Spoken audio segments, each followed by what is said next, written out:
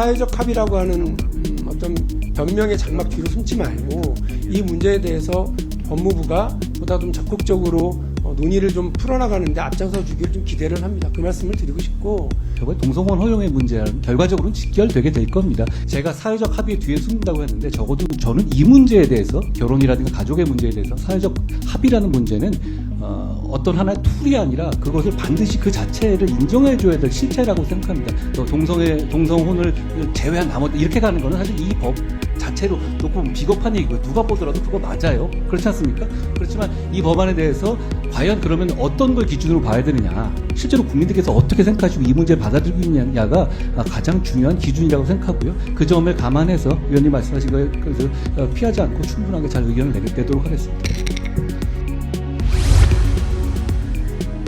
아까 빨리 하려고 그랬었는데 법안 심의 순서를 잘못 알아가지고, 대체 토론에 먼저 말씀드리려고 했었던 거는 생활동반자법이 아까 우리 한동훈 장관도 약간 말씀하신 것처럼 한 단계 우리 사회의 그동안의 가족관계에 대한 한 단계 다른 이렇게 표현을 했어요.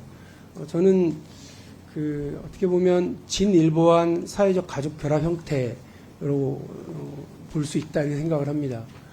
그런데 우리가 이 법안을 논의하는 데 있어서 한동훈 장관 상당히 유의하게 이렇게 그 발언에 상당히 유의하면서 말씀하셔서 고맙게 생각하는데, 그래요. 동성혼이라고 하는 것을 마치 해서는 안 될 것처럼 적대시하거나 혐오하거나 차별을 둬도 되는 것처럼 발언을 하면서 우리가 이 논의가 진행돼서는 안 될 것 같아요. 왜냐하면 우리 사회의 가족 결합 형태에 대해서 새로운 단계 혹은 진일보한 단계를 고민을 하는 데 있어서 그것이 사회통합을 깨트리냐 아니냐에 대한 검토를 당연히 해야죠. 그러나 이미 동성 결혼을 합법화하고 있는 다른 OECD 가입 국가들 중에서 이 제도로 인해서, 동성혼 제도로 인해서 혹은 새로운 가족 결합 형태를 인정하는 것으로 인해서 사회통합이 깨진 사례가 있나요? 저는 들어본 적이 없습니다. 그 나라들도 다 충분히 경제 성장도 이루고 사회 통합도 이루고 심지어 우리와는 비교할 수 없을 정도의 이민자 가정이라든지 다양한 다민족 국가들, 다인종 국가들 속에서 훌륭하게 국가를 통합시켜 나가면서 가고 있거든요. 근데 이거를 우리가 좀 논의를 제대로 하기도 전에 여기에 동성혼 빼고 하자는 듯이 얘기하면서 이 법안 논의 전체에 엄청난 어떤 장애물을 하나 설치하는 방식으로는 논의가 되지 않았으면 좋겠다는 생각이 듭니다. 그리고 이제 막 시작됐다. 사실 그렇지 않은 거 다 아시잖아요. 이 법안 발의는 됐었죠. 2014년에 발의가 됐었습니다. 근데 사실은 여러 가지 압박 견디지 못해서 이 법안이 이제 철회가 된 적도 있습니다. 2020년에 여가부에서 가족 다양성 인식조사를 한 바가 있고요. 잘 아시겠습니다만 법령상의 가족 범위에 사실혼이나 비혼 이런 경우도 포함을 시키는 것에 대해서 국민의 61%가 찬성을 하시고, 또 생계와 주거를 같이 하는 것으로 이제 범위를 넓히는 것에 대해서도 69%가 찬성을 하고 계십니다. 그러니까 국민들께서는 사회의 새로운 가족 결합 형태, 또 사회 통합을 더 높이는 새로운 단계, 새로운 진일보한 이런 제도적 변화에 대해서 논의를 준비하고 계시다고 저는 이렇게 봅니다. 그래서 한 가지 말씀을 드리는데, 우리가 이거를 일종의 무슨 혐오와 차별을 기반으로 너무 당연한 것처럼 얘기해서는 안 될 거라고 하는 걸 전제로 두고, 두 번째로는 법무부도 그렇고 우리 정부의 이제 장관님, 차관님, 그리고 정부 관료들이 주로 하시는 말씀이 자신들이 준비되지 않거나 자신 없거나 이러면 사회적 합의를 다 우선을 해요.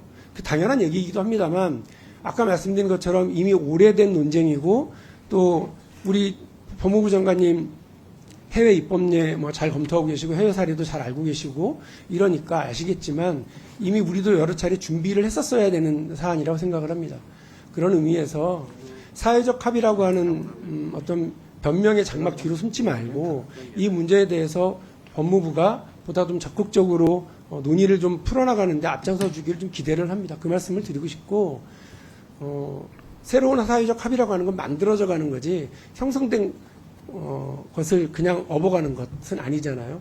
마치 가을에 과일 따먹듯이 그냥 따먹는 게 아니기 때문에 다른 중요한 국가적 과제, 사회적 과제라고 생각하면 법무부도 적극적으로 법안 내잖아요.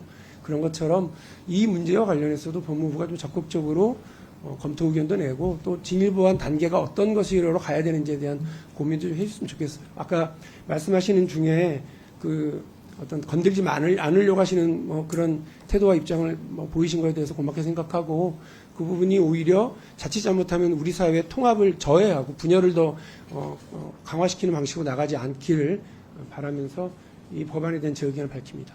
법무부 장관님 혹시 의견 주시면.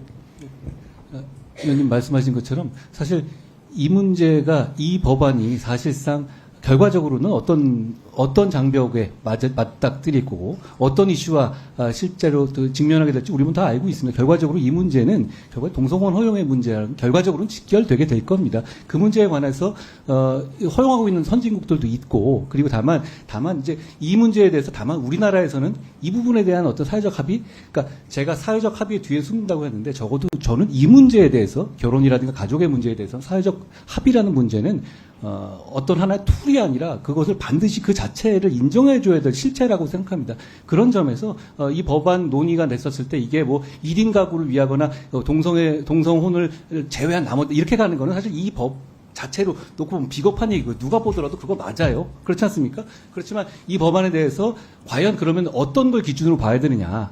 저는 뭐가 맞다 이렇게 국민 가르칠 문제라기보다는 실제로 국민들께서 어떻게 생각하시고 이 문제를 받아들이고 있느냐가 가장 중요한 기준이라고 생각하고요. 그 점을 감안해서 의원님 말씀하신 거에 그래서 피하지 않고 충분하게 잘 의견을 내도록 하겠습니다.